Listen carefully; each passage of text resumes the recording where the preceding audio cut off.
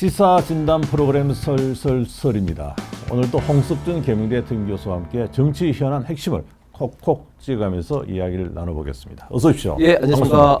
지난주 설설설 첫 편 방송됐지 않습니까? 예. 인기가 대단했습니다. 예, 깜짝 놀랐습니다. 조회수도 많고 댓글도 많은데 역시 우리 경북일보 특히 또 우리 짬밥으로 우리 이만순 우리 국장님께서 교수님께서 잘 또 진행해 주신 덕분인 것 같습니다. 네, 아마 홍 교수님께서 재밌게 잘 풀어주신 덕분이 아닌가 싶습니다.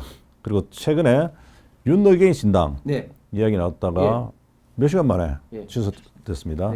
어떤 그런 해프닝이 있었죠? 예. 윤어게인이라고 해서 이제 2030 청년청을 좀 중심으로 해서 지금 이제 전국에서 지금 이제 들불처럼 운동이 일어나고 있습니다. 원래 20대, 30대가 정치에 그렇게 관심 있는 청이 아니었지 않습니까? 네. 그런데 12.3 비상계엄 직후부터 윤석열 대통령에 의해서 민주당이 지금 이제 국가를 지금 사실상 마비를 시키고 있고 탄핵 폭주, 예산 폭주, 입법 폭주를 통해서 얼마만큼 대한민국의 미래를 좀 먹고 있는지 이제 제대로 깨닫는 2030이 탄핵 반대 현장에서도 사실 굉장히 열심히 했습니다. 저도 많은 2030 청년 세대를 만나는데 그래서 이분들이 탄핵이 비록 인용이 됐지만 계속해서 일어났던 움직임이 일회성으로 끝나서는 안 된다. 정치 세력화해야 된다. 이런 어떤 움직임이 꽤 있었습니다. 그리고 또 저도 뭐 그렇게 이야기를 해왔고 그런데 그것이 이제 신당으로 가느냐 아니면 뭐 국민의힘 같은 우파 보수 계열의 어떤 정당으로 이제 오느냐 뭐 이런 점에 대해서 많은 어떤 설랑설레가 있었는데 일부에서 이제 신당으로 가자는 그런 어떤 움직임이 좀 있었던 것 같습니다. 거기에 대해서 윤석열 대통령 변호인 척 중에서 배희철, 김계리 변호사 등 상대적으로 젊은 변호사들과 좀 접촉을 해서 신당의 좀 움직임이 가시화되고 있었는데 윤석열 대통령이 지금 현재 시국은 조기 대선 시국이기 때문에 그렇게 가서는 공멸한다. 이재명에게 정권을 뭐 갖다 바친다. 뭐 이런 생각으로 강력하게 반대하셨고 해서 일단은 지금은 이제 유보가 됐는데 제가 볼 때 조기 대선이 끝나게 된다면 뭐 이런 움직임이 다시 뭐 일어나지 않을까. 그래서 우파 보수 쪽에 뭐 새로운 어떤 정치 세력화하는 그런 어떤 집단들이 좀 움직이지 않을까 생각을 합니다. 윤심 영향입니까? 그렇습니다. 일단은 현재 조기 대선 국면에서 신당이 생긴다는 것은 사실상 그 우파 보수 진영이 이제 분열되는 것이고 뭐 그렇지 않아도 지금 현재 이재명 지금 후보가 앞서가고 있는 이런 형국에서 뭐 사실상 뭐 조기 대선을 포기하는 끈이나 다름없기 때문에 강력하게 이제 반대하셔서 일단은 이제 유보된 것 같습니다. 네.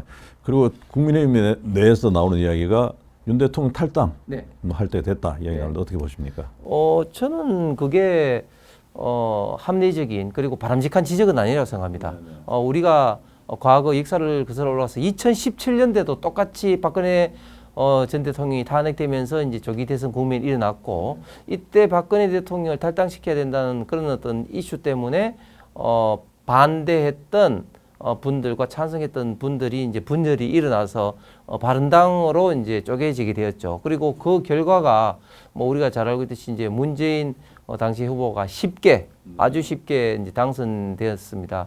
지금 현재 만약에 윤석열 대통령 탈당 이슈가 자꾸 부각이 되다 보면 이 찬반이 굉장히 좀 격렬하게 될 수밖에 없는 상황에서 또다시 우파 보수 진영이 좀 분열될 그런 우려가 있기 때문에 저는 윤석열 대통령 윤석열 마케팅을 지나치게 해서도 안 되지만 윤석열 탈당으로 인해서 분열돼서는 더더구나 곤란하다. 그렇기 때문에 저는 탈당의 이슈를 지금 현재 문제 삼는 것 자체가 저는 좌파의 프레임이라고 생각을 합니다.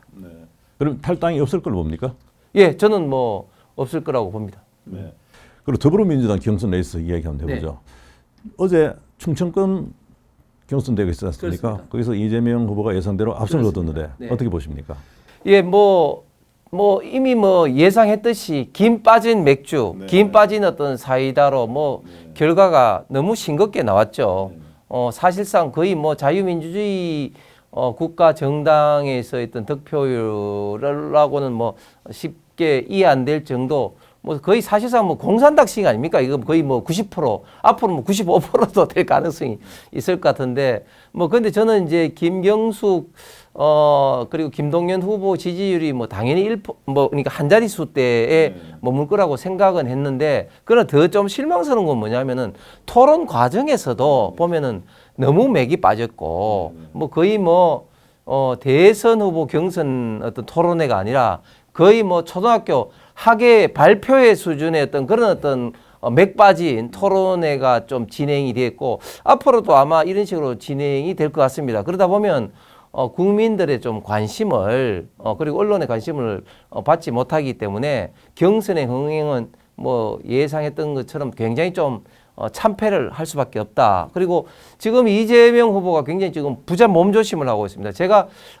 방송을 많이 나가니까 많은 민주당의 의원들이라든지 패널들 이야기를 들어보면 그 사람들도 뭐 당에서 지시가 내려 떨어지는지 굉장히 말조심을 합니다. 좀 센 발언을 하지 않고 톤다운을 계속 하는데 이런 어떤 부자 몸조심의 어떤 이런 어떤 그 행태가 얼마나 갈지 본선에 대해서 이제 제대로 이제 붙게 된다면 그런 태도가 곧 없어지지 않을까 또 예상해 봅니다. 빠진 경선이 되면서 흥행에 오히려 참패할 것이다. 그렇습니다. 그렇게 보셨는데요.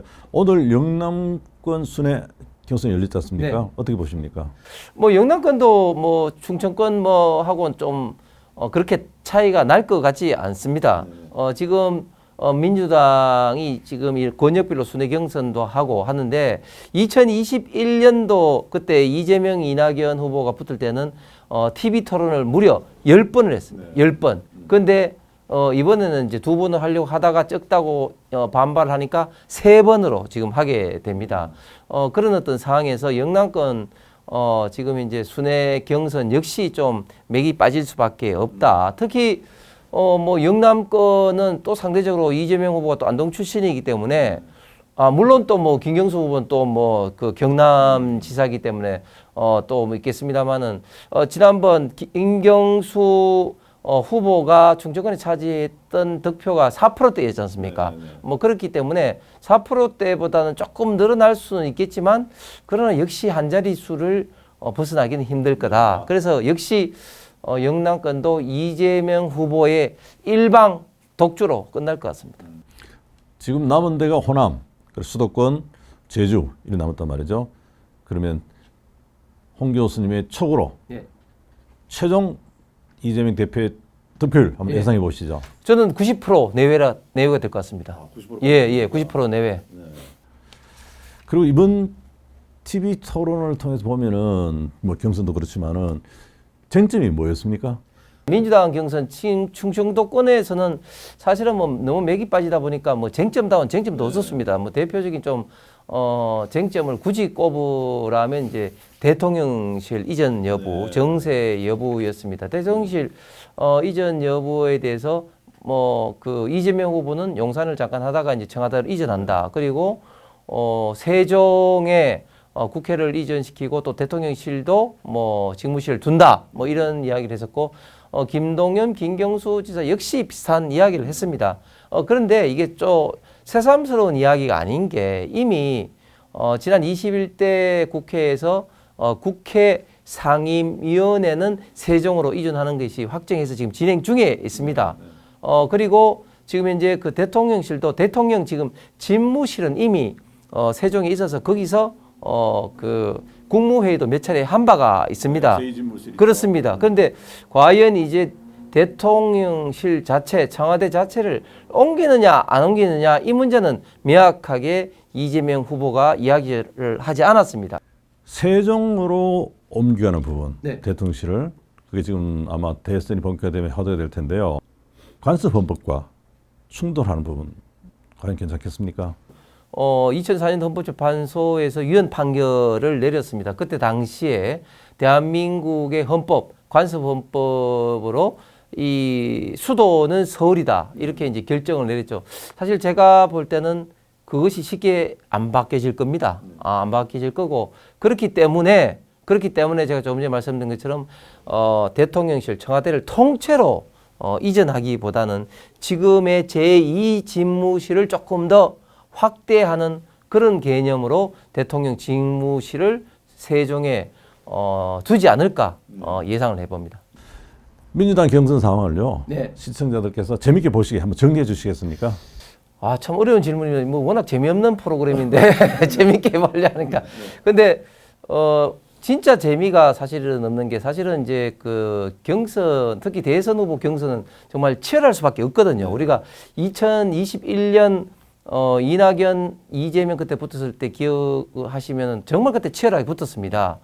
제가 아시는 분들도 이낙연 그때 캠프에 가 있었는데 그때 대장동 관련된 것을 이제 제보를 받고 그 자료를 막 검토하고 막 한다고 막 시력까지 나빠지는 어떤 그런 분들도 좀 있었습니다. 그만큼 사실은 좀 치열하게 붙었는데 지금 보면은 정말 어느 정도 맥이 빠지냐면은 그 지난번에 경선을 할 때 어느 후보가 이제 시간을 다 쓰고 이제 중간에 이 마이크가 꺼지니까 이재명 후보가 제 시간 쓰시죠. 뭐 이런 식으로 할 정도로 뭐 좋게 생각하면은 뭐 화기애애하다하지만 그러나 이게 경선 과정이 화기애애해서 되겠습니까?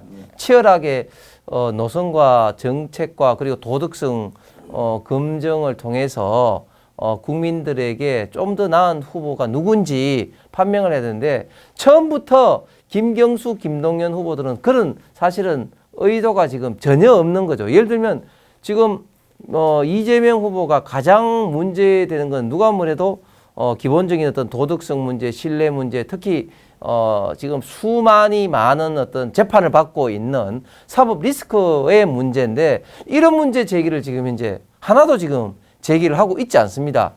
어제죠. 우리 대한민국에 있어서 가장 대표적인 헌법학자, 저도 참 그분의 책을 가지고 공부를 많이 했는데 허영 교수가 어떻게 이야기를 하셨냐면 저도 평소 그렇게 생각했습니다. 설사 이재명 대표가 대통령이 되더라도 2달 안에 또 대통령 선거를 할 수밖에 없다. 즉 무슨 말인가 하면 지금 이재명 후보는 대통령이 되면 기존의 재판이 진행되지 않는다. 이것이 헌법학계의 다수설이 이렇게 거짓말을 하고 있습니다. 그런데 허영 교수 이야기는 아니다는 거죠. 무슨 말이냐. 헌법에 68조 3항에 이런 내용이 있습니다.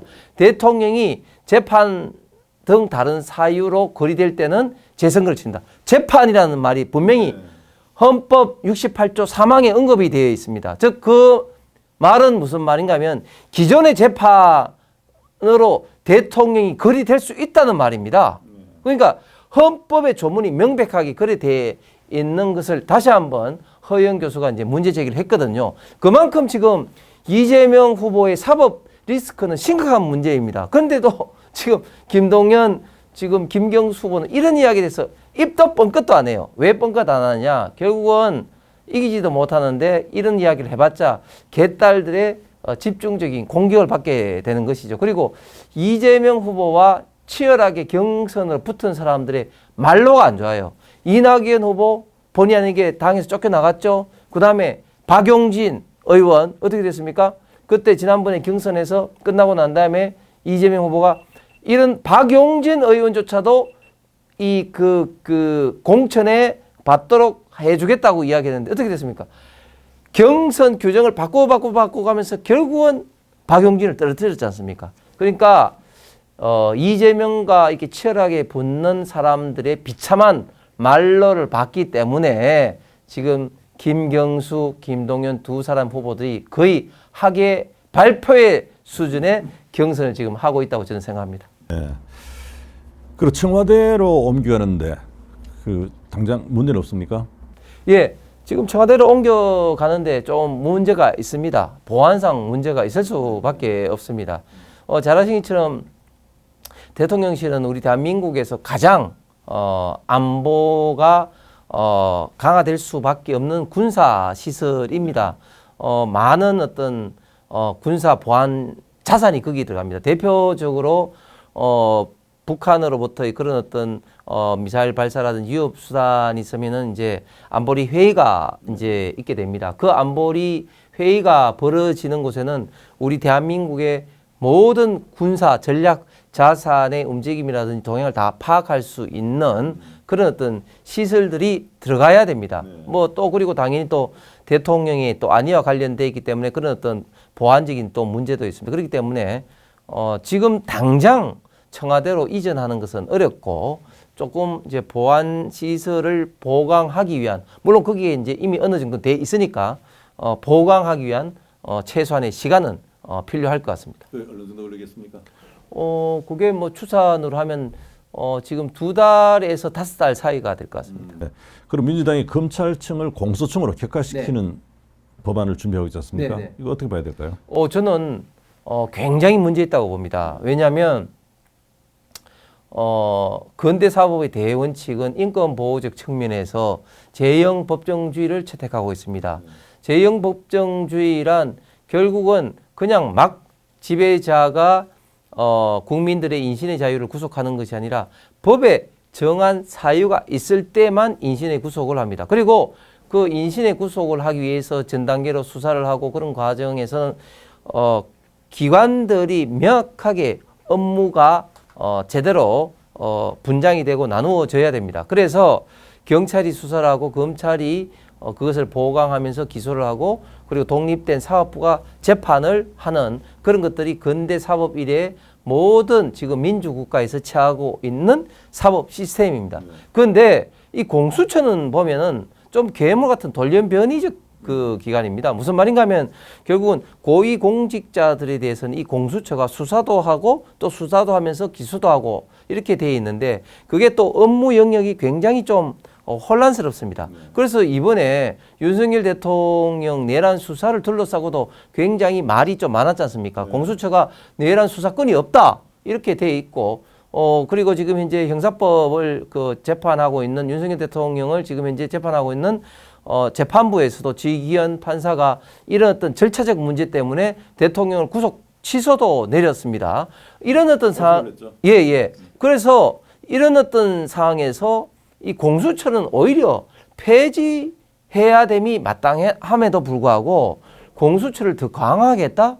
이렇게 하는 것은 기존에 있는 경찰, 검찰과의 이런 어떤 관계에서 굉장히 더 복잡하게 될 수밖에 없다. 그런데 왜 민주당에서 이재명 측에서 이렇게 주장을 하느냐? 저는 그렇게 생각합니다. 지금 민주당이 제1과제를 내란 종식이라고 이야기를 하고 있습니다. 내란 종식. 문재인 때의 있던 적폐청산 시즌2가 되는 것이 아니라 내란 종식은 그때보다 수십 배 더 정치 보복을 하려는 프레임입니다. 내란 종식이.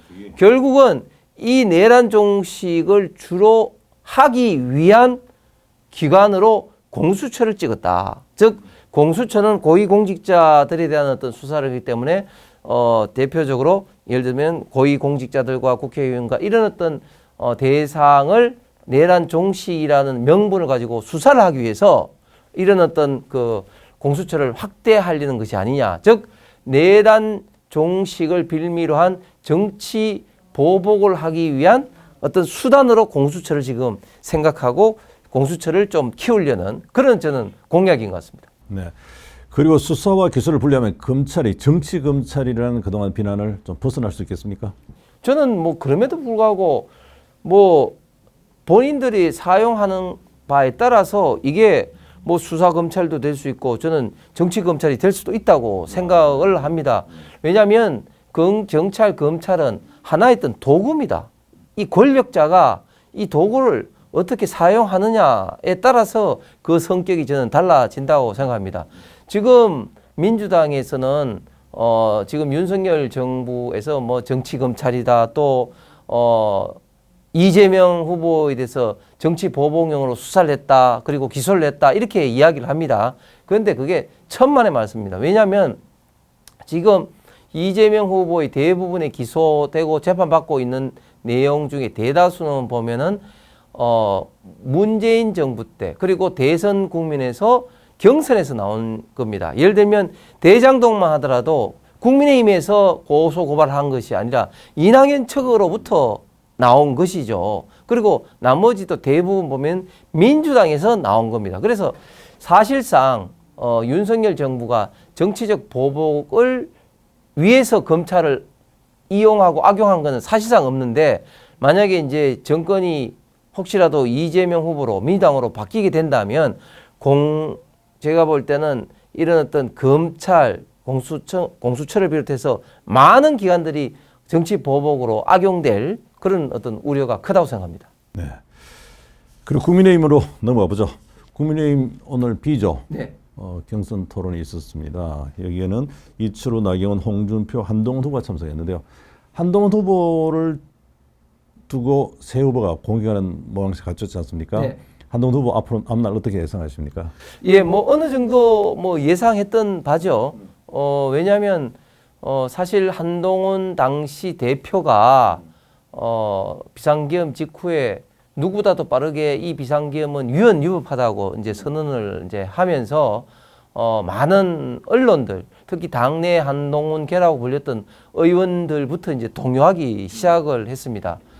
그런데 12월 3일 이래로 12월 14일 탄핵이 국회에서 두 번째 표결에서 인용되기 전까지 한동훈 후보의 어떤 그 정치적 행보가 오락가락했습니다.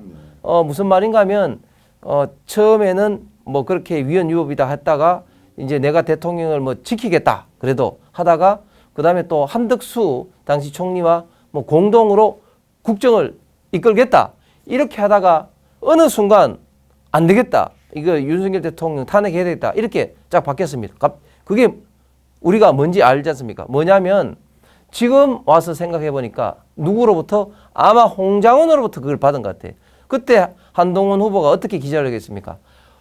국정원의 고위 관계자로부터 정보를 받았는데 나를 비롯해서 이재명, 우원식 등의 유력 정치인들을 체포해서 과천 정보사에 구금하려는 그런 어떤 정보를 얻었다. 그런 어떤 발표를 하면서 완전히 이제 한동훈이 완전히 돌아섰죠. 그러면서 여론도 상당히 그때 막 돌아섰고 그래서 12월 7일 날 국회에서 1차 표결할 때는 탄핵 표결을 할 때는 부결이 됐는데 두 번째 12월 14일 때는 탄핵이 인용이 됐습니다. 네, 그렇죠. 한동훈 후보의 그 발표 이후에 인용이 됐습니다. 그런데 어떻게 됐습니까? 나중에 알고 보니까 그 정보가 홍장원으로부터 갔고 홍장원이 결국은 썼다는 그 메모가 완전히 지금 이제 조작됐고 그 몇 차례나 지금 이제 바뀌어졌다는 그런 것들이 지금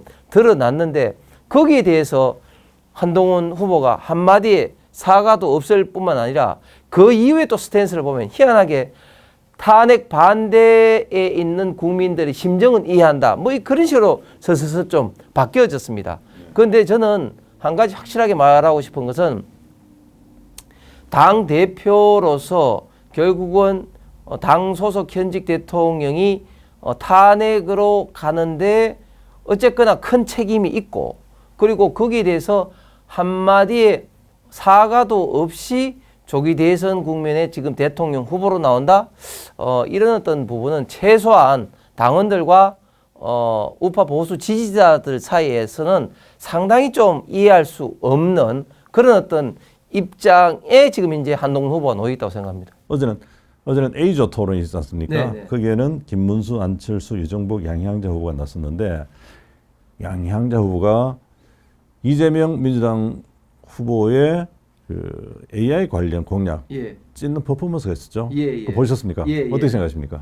예, 저는 양희양자 후보가 잘 아신 것처럼 이제 삼성전자 진짜 여성 임원 출신으로 정말 그 민주당에서는 거의 뭐 저도 좀 그 의원을 알고 있는데 왕따를 당했습니다. 그러다가 이제 객신당 갔다가 이제 이번에 또 국민의힘이 와서 대통령 선거 지금 후보로 뛰고 있는데 굉장히 이 AI 분야에 대해서는 굉장히 전문가 아니겠습니까?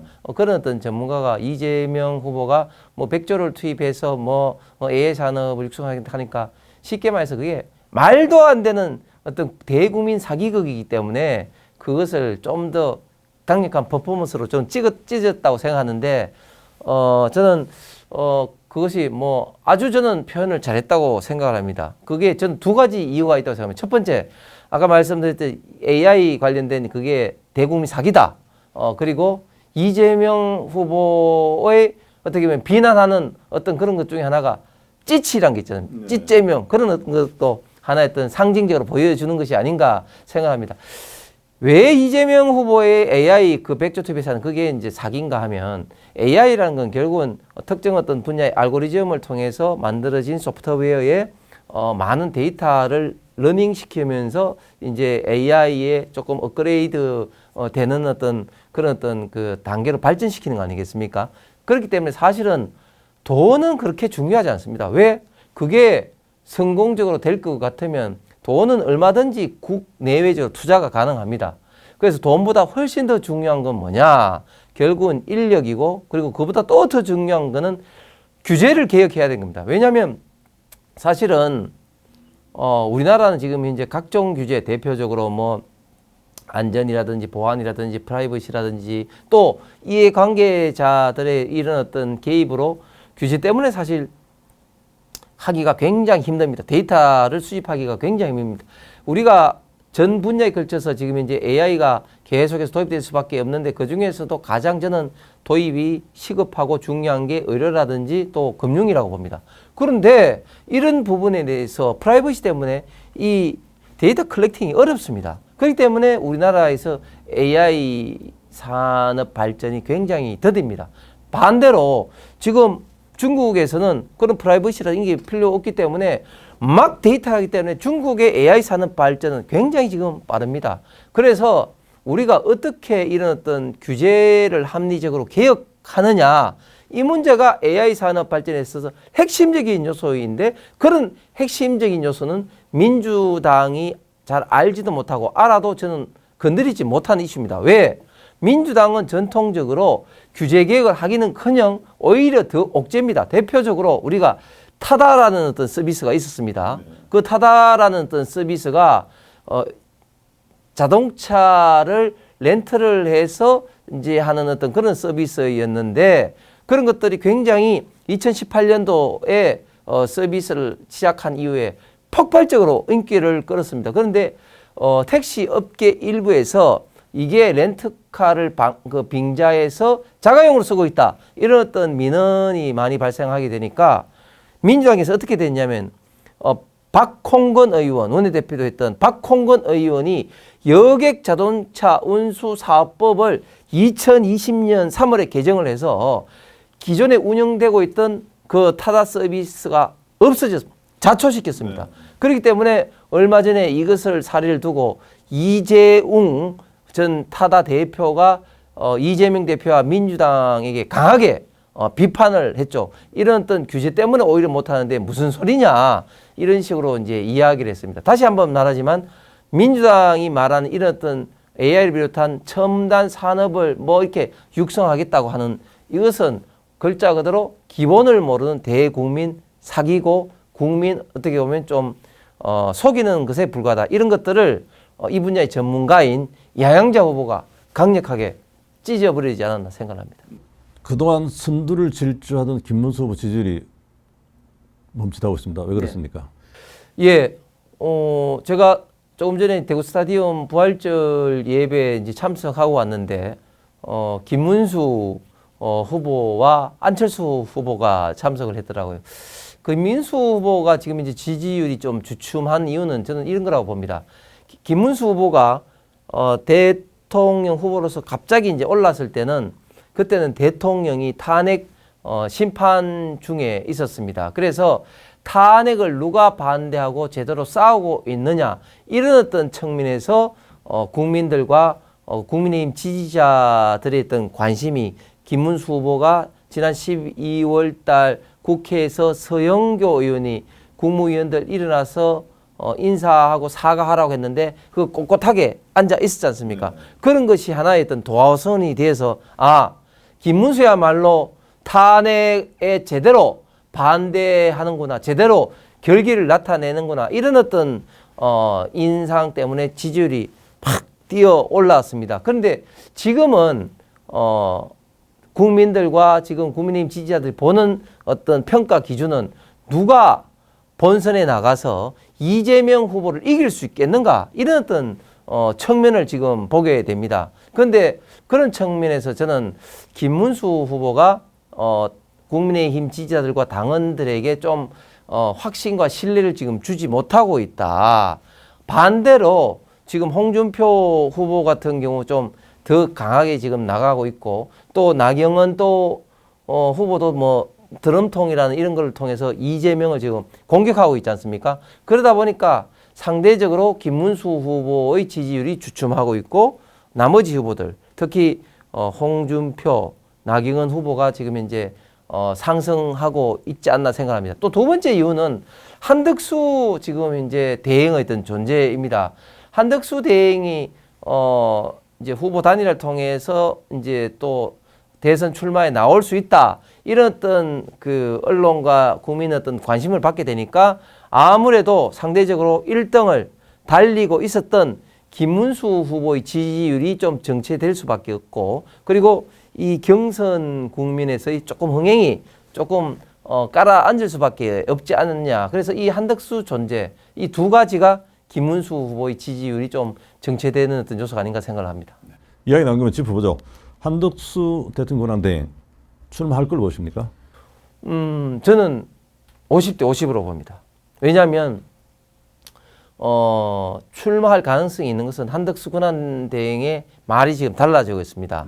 처음에는 대선에 디귿자도 꺼내지 마라 하다가 나중에는 이제 트럼프 대통령과의 통화가 이제 나타나죠. 그런데 트럼프 대통령 통화를 이제 흘린 게 저는 한덕수 권한대행 측이 아니면 나올 수가 없습니다. 정상 간의 통화가 나올 수는 없는 거 아니겠습니까? 그런데 이제 그 통화에서 트럼프가 대선에 나오냐 하니까 뭐 주변에서 많이 건의해서 이제 고민하고 있다. 뭐 이런 어떤 이야기를 한다든지. 그리고 얼마 전부터는 여론조사에 포함되고 있습니다. 우리 그 앵커께서도 잘 아시는 것처럼 여론조사에 포함되는 것은 본인이나 본인의 주변에서 포함시키는 동의를 받아야지 되는 거 아니겠습니까? 거기다가 최근에 이제 행보를 보면 좀 정치 냄새가 좀 나요. 예를 들어서 광주에 가서 오토랜드를 가고 또 울산에 가서 조선에 갔습니다. 그것들이 다 그 산업들이 전부 다 트럼프발 관세 전쟁, 글로벌 관세 전쟁에 굉장히 좀 민감한 분야 아니겠습니까? 그러면서 또 손편지 식당에 광주에 있는 식당에 손편지를 써서 2대째 하고 있는 것에 대해서 감사의 표시를 하고 이런 걸 보면 아 이제 좀 정치인의 행보를 하고 있다 그렇게 보여집니다. 그런데 저도 공직자 출신이지만 50년 이상 공직을 한 지금 한덕수 대행이 아직까지는 최종적인 결단은 하지 못하고 있지 않느냐. 왜냐하면 딱 그 정치를 하기 위해서 사퇴를 하고 대선에 발을 딱 내딛는 순간 국민의 50%가 비판을 할 수밖에 없고 또 모든 인생사가 까발려지고 또 많은 또 돈이라든지 이런 것들이 필요한 이런 어떤 상황이 결코 쉬운 상황은 아니거든요. 그렇기 때문에 아직까지도 최종적 결심은 못했지만 상대적으로 굉장히 많이 좀 정치 영역이 지금 발을 내딛고 있는 것 같습니다. 아마 정가에서는 출마를 거의 기정사실화하는 것 같은데요. 만약에 출마를 하실 경우에는 결국에는 국민의힘 후보와 막판 단일화가 또 추진되지 않겠습니까? 그 전망을 한번 해보시죠. 예, 그게 사실은 뭐 말이 쉽지 좀 후보 한덕수 대행이 출마를 해서 후보 단일화를 하기 위해서는 여러 가지 좀 이 건너야 될 산들이 있습니다. 일단 첫 번째 우리 국민의힘의 최종 경선 주자가 동의를 해야 됩니다. 두 번째는 또 단일을 한다면 어떤 방식으로 단일화하느냐 하는 방식도 굉장히 좀 어려운 이슈가 됩니다. 예를 들면 한덕수 권한대행 측에서는 100% 국민 경선을 요구할 가능성이 많고 또 우리 후보 측에서는 지금 국민의힘 룰대로 즉 50% 여론, 50% 당원 이렇게 주장할 가능성이 굉장히 많이 있습니다. 이런 어떤 단일화 선출 방식 이런 거 가지고도 굉장히 삿바 싸움을 할 가능성이 많은 이런 어떤 산을 이제 넘어야 됩니다. 그리고 가장 중요한 것은 지지율입니다. 예를 들어서 한덕수 권한대행의 지지율이 높을 때 그게 이야기가 되는 거거든요. 떨어지면 그게 가능성이 없게 되는 것이죠. 그 다음에 또 최종 국민의힘 후보들 역시 마찬가지입니다. 만약에 지지율이 높은데 굳이 본인이 할 필요 없는 거 아니겠습니까? 지지율이 낮으면 또 생각이 있을 수가 있겠죠. 그래서 이런저런 변수는 굉장히 후보 단일화하는 과정에서 많다. 아마 단일화를 필요로 하지 않을 정도의 높은 지지율을 국민의힘이 단독으로 얻기는 힘들지 않겠나 하는 생각이 들고, 또 하나 문제는 이준석 개혁신당 후보입니다. 네. 지금 이야기는 계속 끝까지 완주를 하겠다 네. 하잖아요. 네. 끝까지 완주하겠습니까? 아니면 국민의힘과 합당이라든지 또는 후보 단일화 추진할 수 있겠습니까? 예, 저는 환경적 요소에 의해서 이준석 그 후보가 결정하리라고 봅니다. 무슨 말인가 하면 일단 이재명 후보가 민주당에서는 뭐 일단 상수고, 또 그다음에 이제 국민의힘 후보, 더 나아가서는 또 한덕수 권한대행과 후보 단일한 후보가 타이트하게 붙었다. 타이트하게 붙으면 붙을수록 이준석 후보의 설 자리는 점점 좁아집니다.